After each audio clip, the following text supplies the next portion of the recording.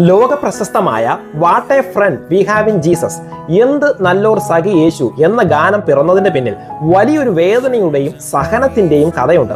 അയർലൻഡുകാരനായ Joseph സ്ക്രിവൻ ആണ് 1855 ഈ വരികൾ എഴുതിയത്.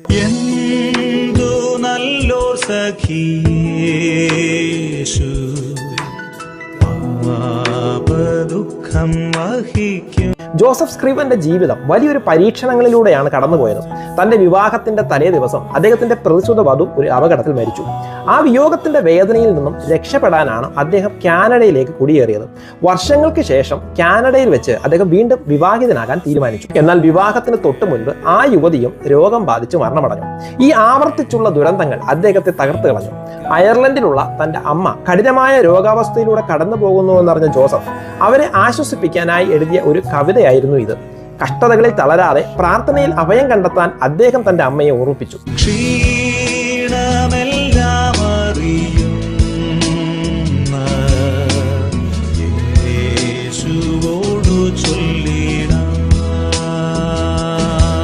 ഈ വരികൾ പ്രസിദ്ധീകരിക്കാനോ പ്രശസ്തനാകാനോ അദ്ദേഹം ആഗ്രഹിച്ചിരുന്നില്ല. ജോസഫ് രോഗബാധിതനായി കിടന്ന സമയത്ത് അദ്ദേഹത്തെ ശുശ്രൂഷിക്കാൻ വന്ന ഒരു സുഹൃത്താണ് യാദൃച്ഛികമായി ഈ പാട്ട് കണ്ടെത്തിയത്. ഇത് ആരാണ് എഴുതിയതെന്ന് ചോദിച്ചപ്പോൾ ഞാനും എൻ്റെ കർത്താവും ചേർന്ന് എഴുതിയതാണ് എന്നതായിരുന്നു ജോസഫിന്റെ മറുപടി.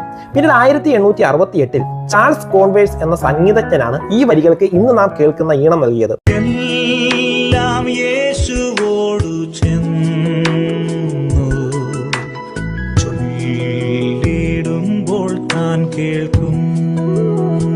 ജീവിതത്തിലെ തകർച്ചകളിലും ഏകാന്തതകളിലും ദൈവത്തെ ഒരു സുഹൃത്തായി കാണാൻ ഈ ഗാനം നമ്മെ പഠിപ്പിക്കുന്നു. ഗാനത്തിലുടനീളം ആവർത്തിക്കുന്ന ഒരു വരിയാണ് എല്ലാം പ്രാർത്ഥനയിൽ ദൈവത്തോട് പറയുക എന്നത്. നാം അനാവശ്യമായി ഭാരങ്ങൾ ചുമക്കുമ്പോൾ, സമാധാനം നഷ്ടപ്പെടുമ്പോൾ പ്രാർത്ഥനയിലൂടെ അത് ദൈവത്തിന് കൈമാറാൻ അദ്ദേഹം ഓർമ്മിപ്പിക്കുന്നു.